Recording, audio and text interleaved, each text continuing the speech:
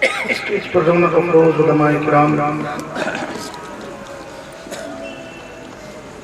सामईन ज़वील इहतराम, अस्सलामु अलैकुम व वालेकुम अस्सलाम व रहमतुल्लाहि व बरकातुहू। अल्हम्दुलिल्लाह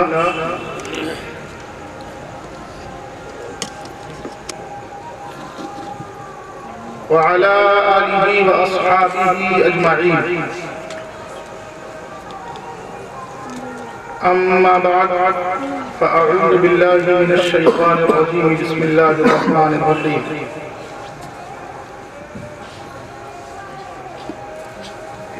इन्नल लज़ीना यतलूना किताबल्लाहि व अक़ामुस सलाह व अनफ़क़ू मिम्मा रज़क़नाहुम सिर्रन व अलानियह यरजूना तिजारतन लन तबूर। सदक़ल्लाहुल अलीयुल अज़ीम व सदक़ रसूलुहुन नबियुल करीम व नहनु अला ज़ालिका लमिनश शाहिदीन वश-शाकिरीन वल्हम्दुलिल्लाहि रब्बिल आलमीन। या खुदा बहरे जनाब मुस्तफ़ा इमदाद कुन, या रसूल अल्लाह अज़ बहरे खुदा इमदाद कुन। या शहीद करबला, या दाफ़िए करबला, गुल रुखा शहज़ादे गुलगुन क़बा इमदाद कुन। गौसे आज़म व मनी ले सरो सामा मदद, गौसे आज़म व मनी ले सरो सामा मदद, क़िबले दीन मदद, काबे ईमा मदद। दर गुलू तौक़ ग़ुलामी शही अशरफ दारम, दर गुलू तौक़ ग़ुलामी शही अशरफ दारम, या हबीबी बतुफ़ैले शही सिन्ना मदद। बनवाज़ु सिफ़त बक़लंदर ख़त, पै मनसिब अशरफ बू अहमद, पै मुख्तार अशरफ मुर्शिद मन सरकर्दा हामिदी मदद।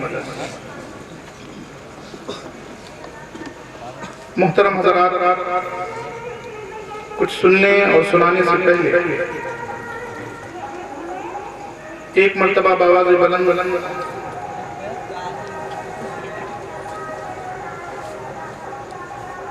नबी करीम अलैहिस्सलातु व तस्लीम की बारगाह में कसबनाह में सलातो सलाम का नजराना पेश करें। पढ़िए बावाज़ बुलंद अल्लाहुम्मा सल्लि अला सय्यिदिना मौलाना मुहम्मद व बारिक वसल्लिम सलातन व सलामन अलैका या रसूलल्लाह सल्लल्लाहु अलैहि वसल्लम। सलातन व सलामन अलैका या रसूलल्लाह या हबीबल्लाह या नबी।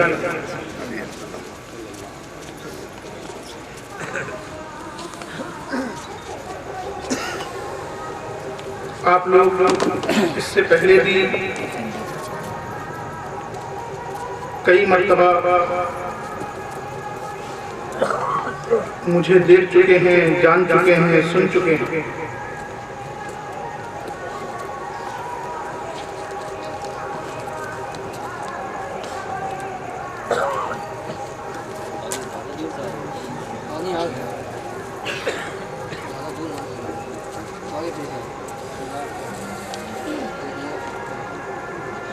और जो लोग जानते हैं मिजाज भी जानते हैं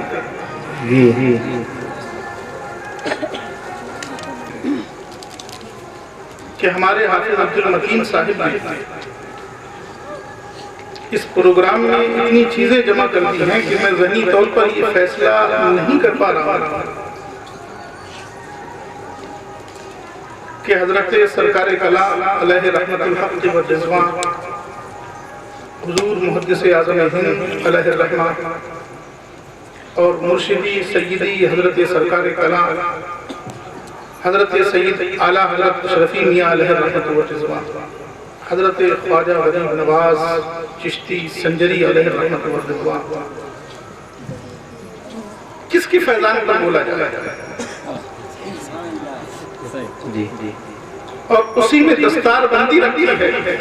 जी कुरान कह रहा है कि मेरे तरफ बोला जाए, तो अभी तक ये फैसला नहीं हो पा रहा है कि क्या कहा जाए। बहरहाल चलिए जैसी भी गुफ्तगू होगी ये महीना आप सब जानते हैं कि विलादत मौलाए कायनात हजरत अली मुश्किल कुशा शेर खुदा रज़ियल्लाहु ताला अन्हु की विलादत का है। आज भी हमारे यहाँ ये रिवाज है, हो सकता है आपके यहाँ भी। जब मैं छोटा था तो मैंने सुना था कि अगर किसी की कोई चीज गायब हो जाती है, गुम जाती है, तो डंडा ढूंढकर औरतें एक कोने में रख देती हैं और जब वो चीज मिल जाती है तो डंडा पीर की में आ गई। मैंने अपनी वालिदा से पूछा ये डंडा पीर कौन है, तो उन्होंने कहा मौलाए कायनात।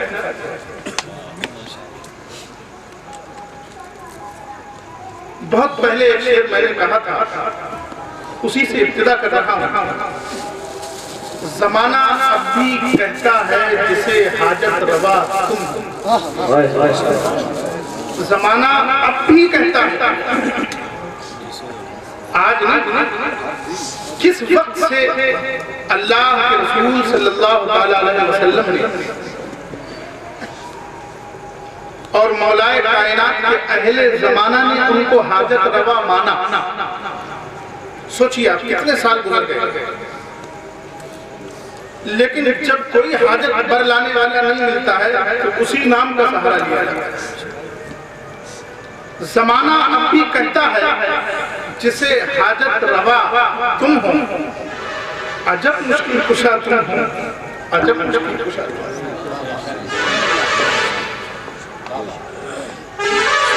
इन्हीं की औलादें, इन्हीं के लालों का फैजान है, जिन सबको हमारे हाफिज साहब अल्लाह ने इस कोर्स में समेटा और एक अच्छी कोशिश है। अब चंद शेर कुरान पाक के हवाले से समाप्त कर लें, फिर आयत करीमा के ताल्लुक जैसा कि मेरा मिजाज है, चंद बातें, चंद मालूमात आपके सामने पेश करूंगा। दिल लगा कर सुन लें। कुरान करीम के ताल्लुक से एक कलाम कहा था, समझने की कोशिश करें। अर्ज किया था मोजिज़ों में मोजिज़ा, मोजिज़ों में मोजिज़ा एक आज तक कुरान है। मोजिज़े तो और भी थे ना, आप लोग जानते हैं हर नबी हर रसूल अपने साथ मोजिज़ा लेकर आता है। हजरत मूसा अलैहिस्सलाम का भी मोजिज़ा था, हजरत ईसा अलैहिस्सलाम का भी मोजिज़ा था। जी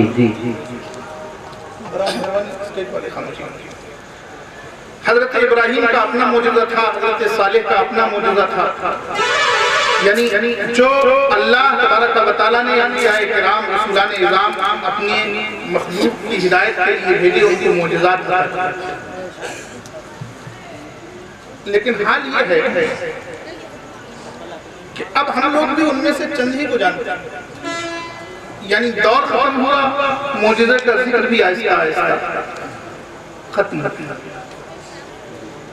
यहीं से मैंने कहा था मोजिज़ों में मोजिज़ा एक आज तक कुरान है, थी रहेगी हश्र तक जिसकी धमक कुरान, सुभान अल्लाह, थी रहेगी हश्र तक जिसकी धमक कुरान है। हाफिज़ कुरान को जिसकी बशारत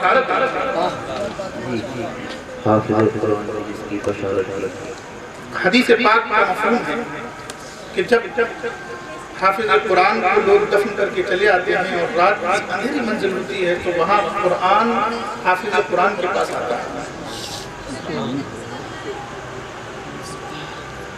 उसी के तहत कहा था हाफिज़ कुरान को जिसकी बशारत दी गई, कब्र की तारीख शब में वो चमक कुरान थी रहेगी हश्र तक जिसकी धमक कुरान है। और रब्बे करीम हाफिज़ कुरान से फरमाएगा जन्नत में इक़रा वर्तक़, ऐ हाफिज़ कुरान, कुरान पढ़ता जा और चढ़ता जा। तफसील बाद में करूँगा। रहेगा फिल जलाल, बाग़े जन्नत में भी होगी जो चाहत। कुरान जिसके कारी के मुकद्दर पर समी वाले ही क्या,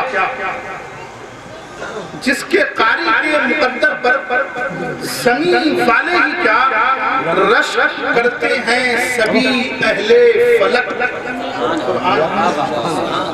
थी रहेगी हश्र तक जिसकी धमक। कुरान हर नबी उम्मत को अपनी इससे महकाता रहा, हर नबी उम्मत को अपनी इससे महकाता रहा। थी सहीफों में शरफ जिसकी महक, थी सहीफों में शरफ जिसकी महक कुरान है। यही वो दीन था जिसको अल्लाह तबारक व तआला ने मुकम्मल फरमाया। और इब्तिदा में कहा था, जब नबी करीम सल्लल्लाहु तआला अलैहि वसल्लम ने तौहीद की दावत दी, कुरान पेश किया कुफार पर। देखिए आज भी कुछ लोग आपको ऐसे मिल जाएंगे कि ये कहते हैं कि नबी हम जैसे बशर। जी अब आप मिजाज देखिए, मिजाज किन लोगों से मेल खा रहा है। अपनी तरफ से कुछ नहीं कहूंगा, मैं ये नहीं कह रहा कि ये लोग गलत हैं कैसे। कुरान कहता है, हाफिज लोग मौजूद हैं, आप किसी से भी पूछ लीजिएगा मेरे जाने के बाद। कुरान कहता है वमा मनान नासा अन युमिनु इज़ जाअहुमुल हुदा इल्ला अन क़ालू अबअसल्लाहु बशरर रसूला।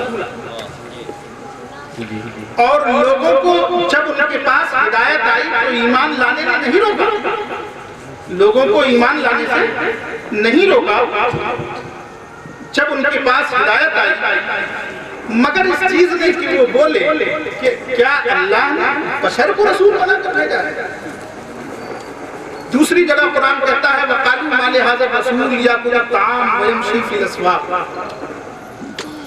क्या बात है इस रसूल में कि हम इस पर ईमान ले आए, ये तो खाना भी खाता है, बाजारों में चलता है। मतलब यह है कि ये तरीका कुफार का था। उन्होंने चलते फिरते बशर को देखा, रसूल को नहीं देखा। जी उन्होंने खाना खाने वाले को देखा, मुहम्मदुर रसूलुल्लाह को नहीं देखा। इसीलिए वो ये कहते रहे बशर पर क्या ईमान लाना, इंसान पर क्या ईमान लाना। और हद तो जब हो गई, जब कुरान नाज़िल हुआ तो उसको नजरअंदाज करने की कोशिश की गई। कुरान कहता है वक़ालू असातीरुल अव्वलीन, और बोले ये तो पिछलों की कहानियां। क्या कहा? ये तो पिछलों की कहानियां, यानी कुरान को बजाय इसके कि मौजिज़ा समझते, बोले ये तो पिछलों की कहानियां। इसी से वो ईमान लाने से महरूम है।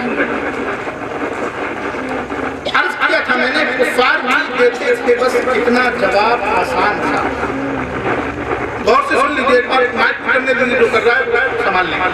कुफार भी देते थे बस इतना जवाब आसान सा, इसकी कहानी आम सी है, ये बशर इंसान सा। कुफार भी देते थे बस इतना जवाब आसान सा, इसकी कहानी आम सी है, ये बशर इंसान सा। और कुरान पाक ने जब चैलेंज किया कुफार को, फातू की सूरह, कुरान की जैसी कोई एक सूरत लाओ, ठीक है आम सी है, तुम लेके आ रहे, इसकी कहानी आम सी है, ये बशर इंसान सा। फातू की सूरह का नबी ने जिस घड़ी ऐलान किया, फातू की सूरह का नबी ने जिस घड़ी ऐलान किया, कुरान क्या अब लाए कोई हाफिज कुरान से। कुरान क्या अब लाए कोई हाफिज कुरान से। अरे तुम तो कुरान की तरह लाने की बात कर रहे थे, प्यारे हाफिज कुरान की तरह तो किसी किताब का हाफिज लाके दिखाओ।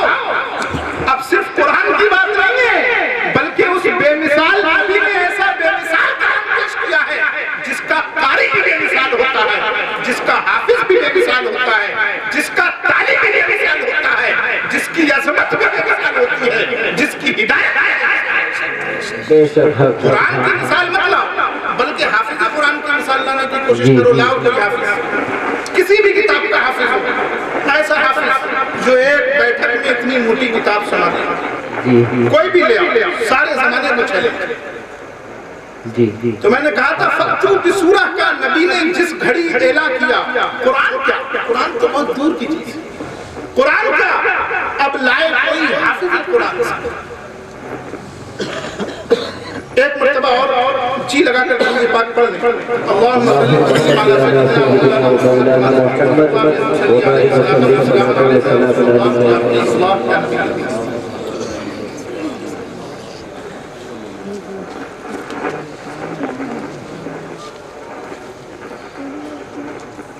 चलिए आज बात कहां से शुरू करते हैं।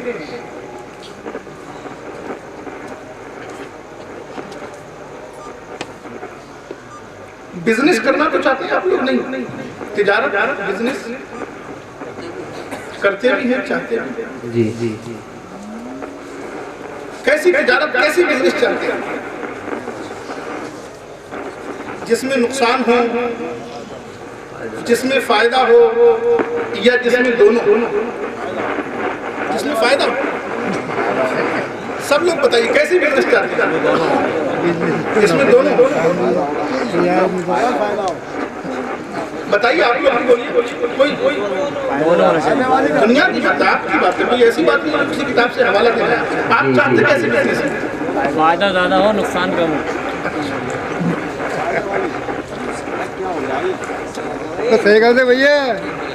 बिजनेस आप लोग चाहते हैं और ऐसी चाहते हैं कि फायदा ज्यादा से ज्यादा। जी जी जी। नुकसान का तो आप लोग डर की वजह से इसलिए नाम ले रहे हैं कि कहीं ये ना कह दिया जाए कि तो सूद है।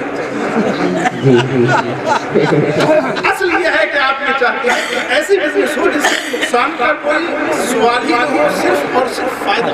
जी जी जी। यही ना? हाँ, नुकसान होगा तो बर्दाश्त कर लेंगे, इसलिए कि बहरहाल बिजनेस है। जी जी। यही ना? तो आज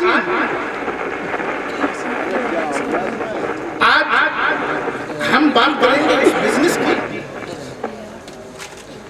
उस बिजनेस की जो लॉस लेस है, जिसमें प्रॉफिट ही प्रॉफिट है। और ये बात हम नहीं कह रहे, एक ऐसी तिजारत, एक ऐसा बिजनेस जिसमें कोई नुकसान नहीं होता, कभी नुकसान नहीं होता। जी जी। अब आप सोच रहे होंगे कि अगर ऐसा है तब तो करेंगे, और करना चाहिए। जी जी।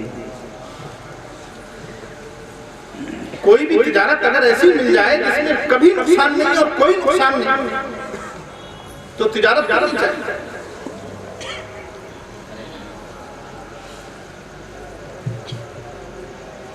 कुरान ने इस तिजारत का ऐलान आज से 1400 साल पहले किया। जी जी।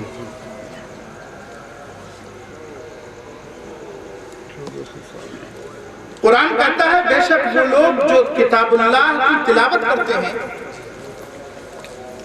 और जिन्होंने नमाज कायम की और हमारे दिए में से खर्च करते हैं, छुप कर भी जाहिर करके भी,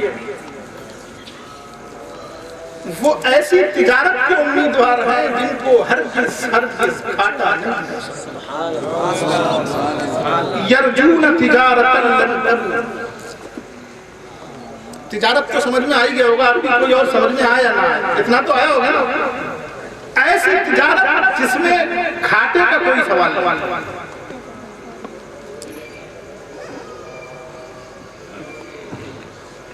अब आप सोचिए,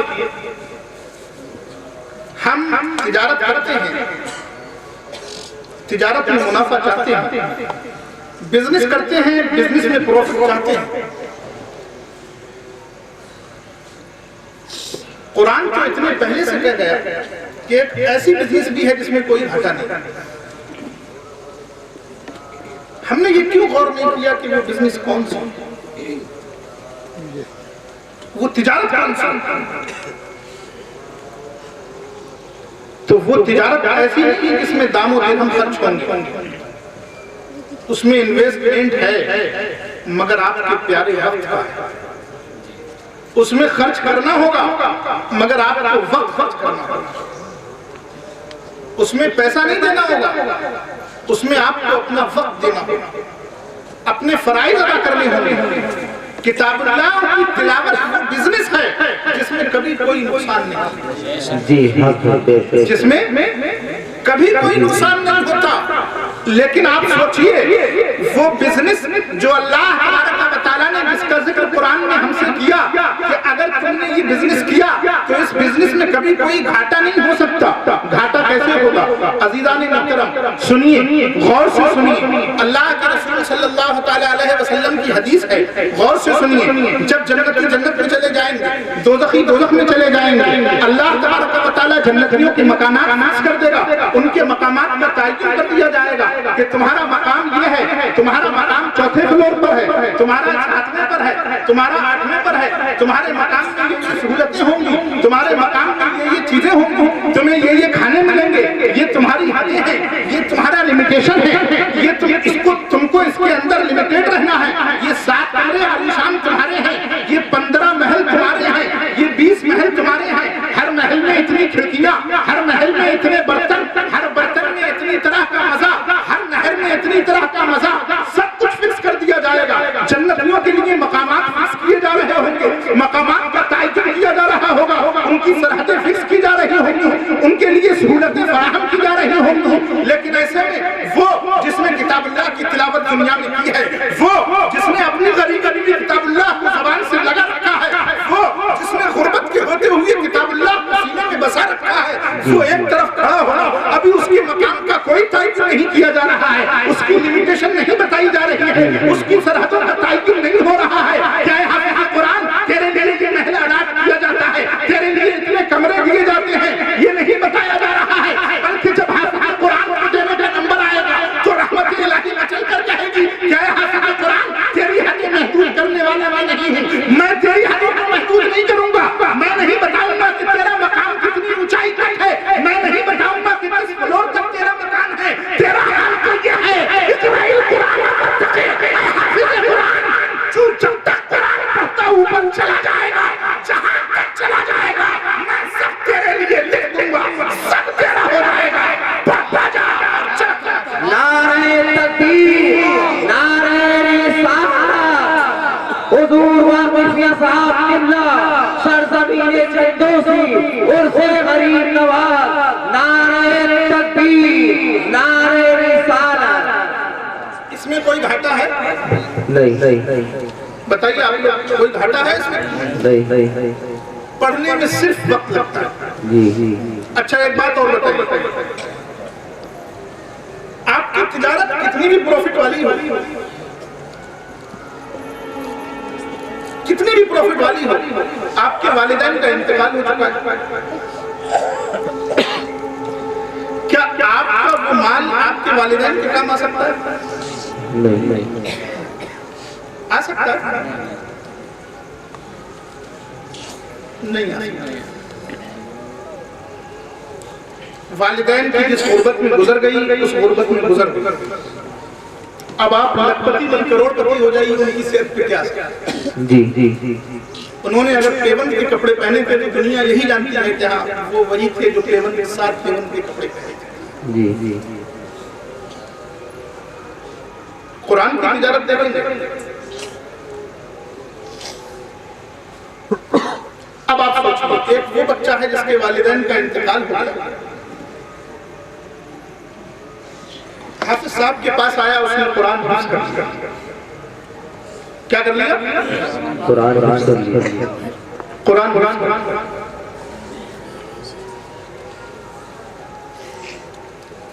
ये ऐसी तिजारत है जिसको कुरान कह रहा है यरजून तिजारतन लन तबूर।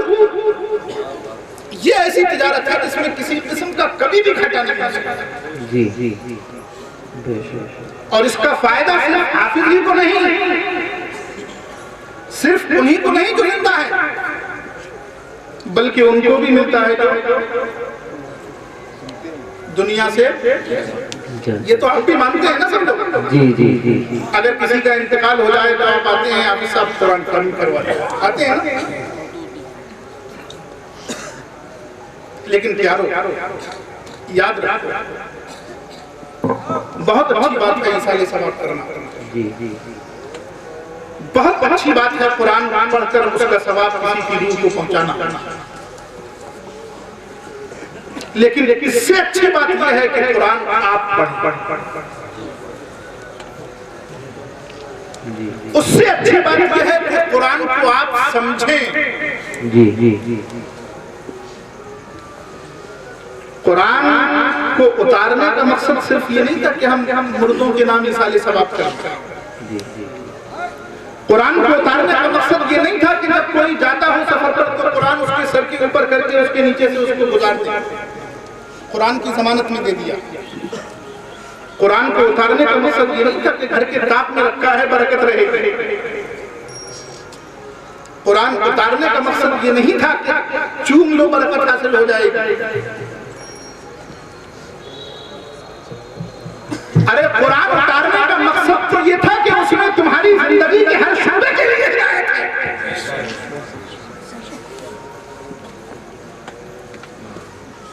लेकिन अफसोस ये है कि हमने कुरान को इसाले सवाब की किताब बनाई, में वो पुख्तगी नहीं ला पा रहा। देने वाला तो वही या अलग है, वही जिसकी रहमतों की उम्मीद पर हम एक दाने डुबोकर 700 और 1000 दाने की उम्मीद रखते हैं और वो हमें देता है, तो क्या वो 10 नहीं दे सकता? जी बिल्कुल दे सकता है।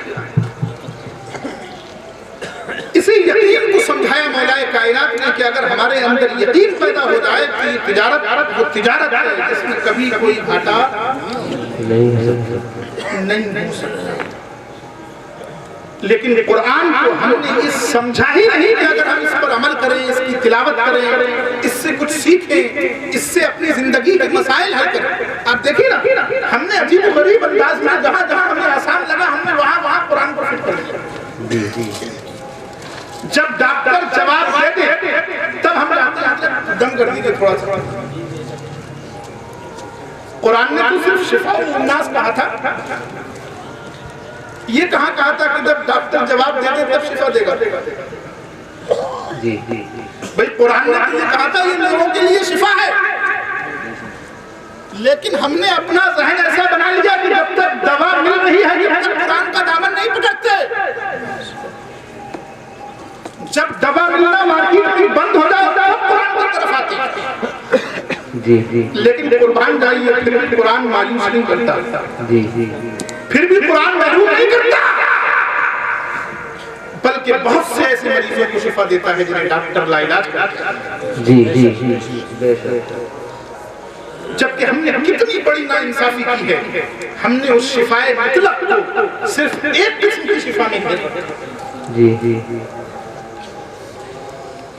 अल्लाह तबारक व तआला ने मुतलक फरमाया शिफाउल लिन्नास, तो वो कुरान जो हमारी हिदायत के लिए आया, वो कुरान जो हमारी प्रॉब्लम्स को सॉल्व करने के लिए आया, वो कुरान जो हमारे मसाइल के हल पेश करने के लिए आया, वो कुरान जिसमें हमारी बेचैनियों का चैन है, वो कुरान जिसमें हमारी बेइत्मीनानियों का इत्मीनान है, वो कुरान जिसमें हमारी घरेलू मसाइल का सुलझाव मौजूद है, जिसमें घरेलू उलझनों का सुलझाव है, जिसमें मुश्किलात का हल है। जब हम माश से परेशान हो तो कुरान की तरफ आए, कुरान इत्मीनान देगा। जब हम घरेलू परेशानियों से उलझनों में फंसे तो कुरान की तरफ आए, कुरान उलझनों से निकालेगा। जब हम मुआशरती मसाइल में फंसे तो कुरान हमारे लिए रास्ते बताएगा। हम अपनी जिंदगी के मसाइल से दो चार हो तो कुरान की तरफ आए, कुरान हमें राह देगा। हम कुरान से पूछें, ऐ कुरान हम सब कुछ कर रहे हैं, रब्बे करीम की जानिब से हम पर रहमत नहीं हो रही है, तेरे वास्ते से हम दुआ करते हैं वो हम पर रहमत करवा दे। कसम खुदा की अगर आप कुरान को पढ़कर कुरान के वास्ते से ये दुआ करेंगे तो मैं यकीन की चोटी पर खड़े होकर ये कह सकता हूँ रब्बे करीम तुम्हारे लिए दरवाजे खोल देगा, और एक नहीं बल्कि 100 दरवाजे खोलेगा। वो खुद फरमाता है कि जो इस तरह की कोशिशें हमारे रास्ते में करते हैं हम उनके लिए दरवाजे खोल दिया करते हैं, हम उनके लिए रास्ते खोल दिया करते हैं। तो किसी एक मुश्किल का हल नहीं बल्कि तुम्हारी हर किस्म की मुश्किल का हल है। लेकिन अफसोस ये है कि हमने मुश्किलात के हल के लिए कुरान को नहीं जाना, हमने कुरान पर अमल करने के लिए कुरान को नहीं पढ़ा, कुरान नहीं फरमाया। बेशक वो लोग जिन्होंने कुरान की तिलावत की यतलूना मुजारे का सेवा और मुजारे में इस्तिमरार होता है, तिलावत करते रहते हैं। मालिक मौला किताबुल्लाह में कौन सी ऐसी बात है कि उसके लिए तू फरमा रहा है तिलावत करते रहते हैं, वही ऐसी तिजारत वाली है जिनमें कोई नुकसान नहीं। सोचिए, गौर कीजिए, किताबुल्लाह कोई आम चीज नहीं। कुरान का मतलब हमने सिर्फ ये समझ रखा है कि हाफिज जी जाने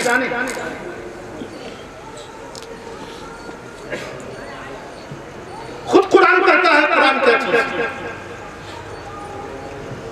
नमाज कायम की, यानी नमाज की पंजगाना 5 औकात पर पंजगाना नमाजें अदा कर ली, नमाज कायम कर दी, ज़कात दे दी, ज़कात दे दी, साल में 1 मरतबा या 2 मरतबा, बताइए आप लोग, बताइए पीछे से बता दे, कोई साल में 1 मरतबा ज़कात या 2 मरतबा? 1 मरतबा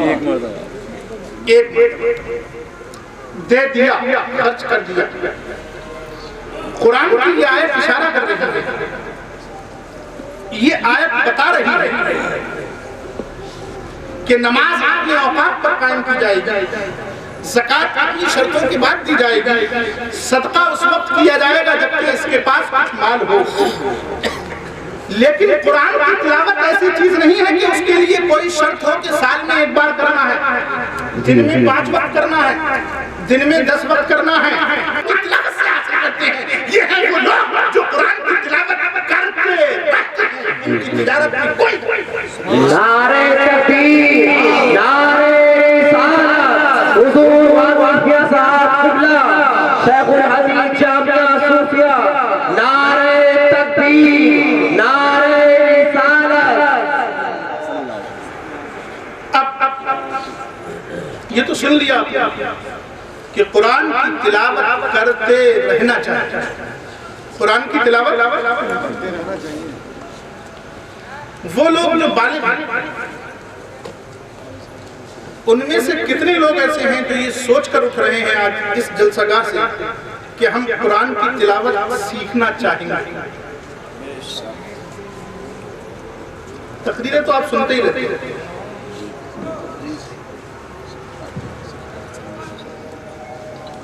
क्या कोई ऐसा बंदा है इतने में तो ये कहे कि नहीं मैं कुरान की तिलावत नहीं कर पाता हूँ, लेकिन ये अहद करता हूँ कि कल से करना सीखूंगा।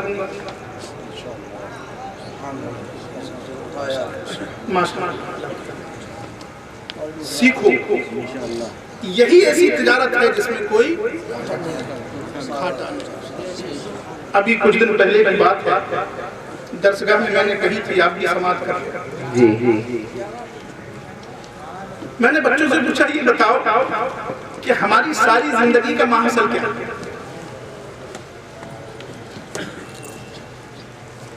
हम बचपन में पढ़ते हैं, तिजारत शुरू करते हैं, तिजारत सीखते हैं, फन सीखते हैं, हुनर सीखते हैं, जवान होते होते इतना ही नहीं, अपनी जवानी कमाने में सर्फ करते हैं।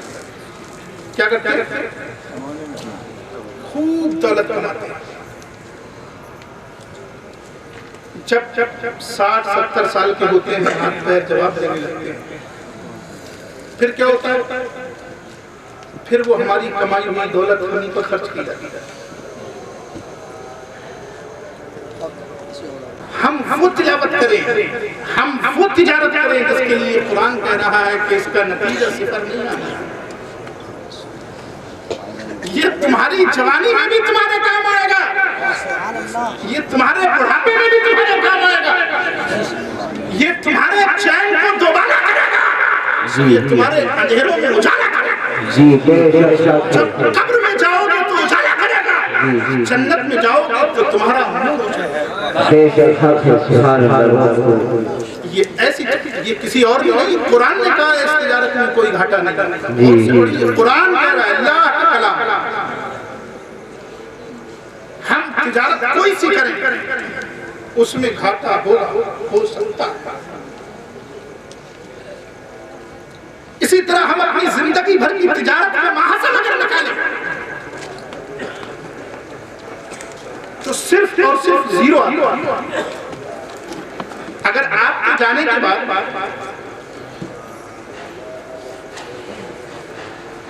आपके बच्चे, आपकी औलाद बहुत खुशहाल जिंदगी गुजार रहे हैं, लेकिन आप एक सूरत पढ़कर इंसाले सवाब नहीं कर सकते, तो आपकी किस्मत। सोचिए, संजीदगी से सोचिएगा, सिर्फ यही नहीं, घर जाकर भी सोचिए। आपने इतना कर दिया कि आपके बच्चे आपके बाद जिंदगी भर न कमाएं तब भी बहुत अच्छी जिंदगी गुजार सकते, लेकिन आपके नाम एक आयत पढ़कर बख्श नहीं सकते। जब उन्हें जरूरत पड़ेगी फातिहा की, चलिए आप आज बड़ी बसी है फातिहा दी। आप जानते हैं अच्छी तरह इंसान होता है। मेरे अब्बा की बरसी है, जितने खुलूस और जितने दिल की हाजिरी के साथ मैं पढ़ सकता हूँ, दूसरा नहीं पढ़ सकता। जी आपके बेटे की खुशी, आपके बेटे की शादी है, तो आप बताइए कि जितनी खुशी आपको हो रही है क्या आपके दोस्त को हो सकती है? नहीं। अरे सिर्फ रस्मन आता है, वो भी लिफाफा लेके।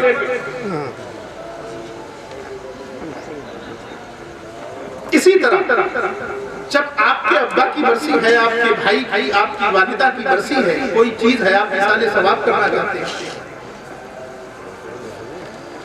तो आप अपने दिमाग की हाजिरी के साथ पढ़ेंगे, आप अल्लाह से ला लगाकर पढ़ेंगे।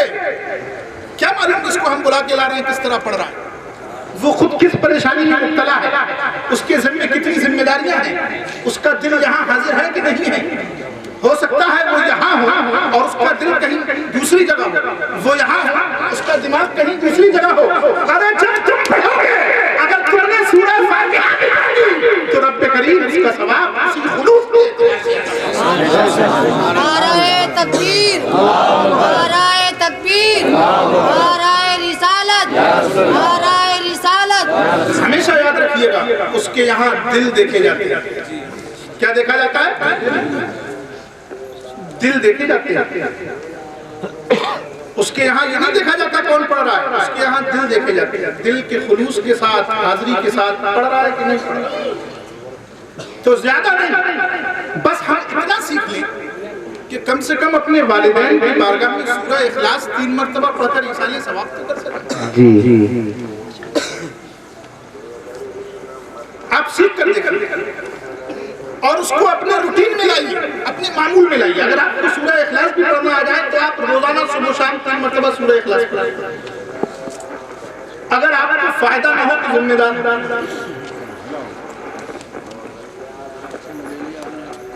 इसलिए कि कुरान कह रहा है यरजून तिजारतन लन तबूर। यकीन कीजिए वो लोग जो किताबुल्लाह की तिलावत करते रहते हैं, जो किताबुल्लाह की तिलावत करते रहते हैं, वो ऐसी तिजारत कर रहे हैं कि उसमें हरगिज नुकसान घाटा नहीं हो सकता। यही वो तिजारत है कि जिसमें घाटा नहीं होता बल्कि हमेशा फायदा ही फायदा होता है। और ये तिजारत हम छोड़कर आज हर मोड़ पर नाकाम है। जिंदगी में हम कितने भी कामयाब हो जाएं, लेकिन कामयाब होने के बाद फिर नाकामी की तरफ पलटना पड़ता है। हम कितने भी कामयाब हो, कितना भी सिकंदर बन जाएं, बादशाह बन जाएं, लेकिन एक बीवी छोटी सी औरत आकर हमारे घर में परेशान कर देती है, एक छोटा सा बच्चा हमें परेशान कर देता है, एक औलाद है जो हमारे कंट्रोल से बाहर हो गई हमें परेशान कर देती है। हम कितने भी खुशहाल हो जाएं, बाइस इस्तिराब नहीं बल्कि बाइस राहत होगा। शर्त यह है कि इसको पढ़ने की तरह पढ़। इसका मकसद सिर्फ इसको चूम लेना नहीं, चूम लेना भी इबादत है। मैं भी कहता हूँ, आप लोग सुनते रहते हैं, चनौसी में बहुत लोग आते हैं। चूमना भी इबादत है, हाथ लगाना भी इबादत है, देखना भी इबादत है। लेकिन ये सोचिए, जब देखना भी इबादत है तो पढ़ना कितनी बड़ी इबादत होगी। सुभान अल्लाह, सुभान अल्लाह। और जब पढ़ना इतनी बड़ी इबादत होगा तो उसको समझना कितनी बड़ी इबादत होगा। और जब समझना इतनी बड़ी इबादत होगा तो अगर हम उसको अपनी जिंदगी में नाफिज कर लें, अगर हम उस पर अमल कर लें तो ये कितनी बड़ी बात है। दुआ है मौलाए करीम हम सबको कुरान की मोहब्बत अता फरमाए, कुरान की तिलावत करने और करते रहने की तौफीक अता फरमाए। आमीन। अल्लाहुम्मा दावाना अल्हम्दुलिल्लाहि रब्बिल आलमीन। अस्सलामु अलैकुम।